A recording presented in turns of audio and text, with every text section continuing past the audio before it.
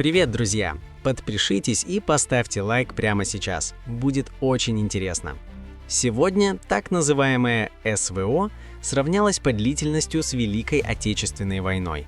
Сегодня идет 1418-й день этой войны. Ровно столько же длилась Великая Отечественная война. За это время советские войска были уже в Берлине, а путинская фашистская Россия топчется у Покровска и недавно была разгромлена украинскими войсками под Купянском.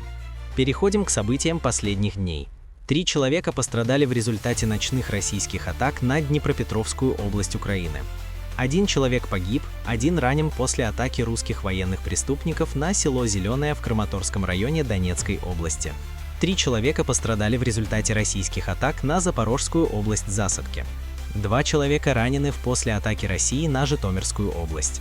8 человек пострадали в Харьковской области в результате российских атак, сообщили в Нацполиции Украины. В Белгородской области без света и тепла сидят более полумиллиона россиян. Там блэкаут.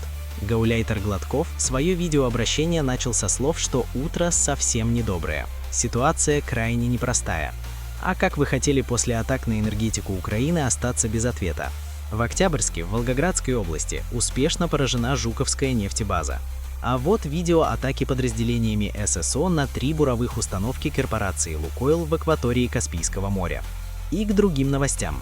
Армия США за последнюю неделю захватила уже 5 танкеров российского теневого флота, перевозившие нефть из Венесуэлы.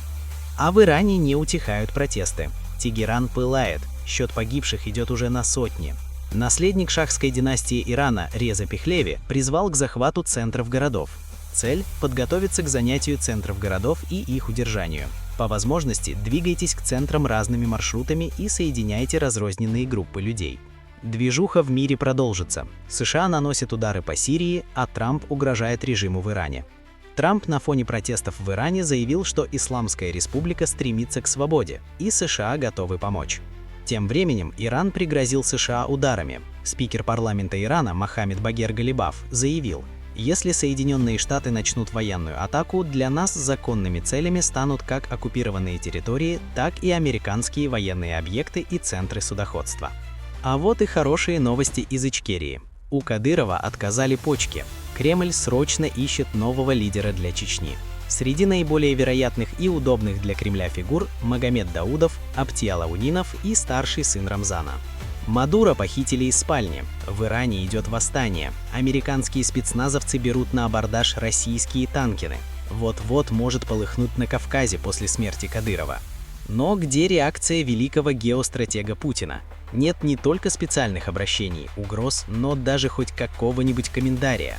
Мини-царь России не показывается уже несколько дней. Ну и в завершении немного юмора. Посмотрите на это православное воинство. Гляньте, сколько одноразочек. Российский военный показывает будущих темнокожих наемников-смертников. Лучше бы вы, ребята, у себя дома сидели. Ну а у меня на сегодня все. Подписывайтесь на мой канал и ставьте лайки.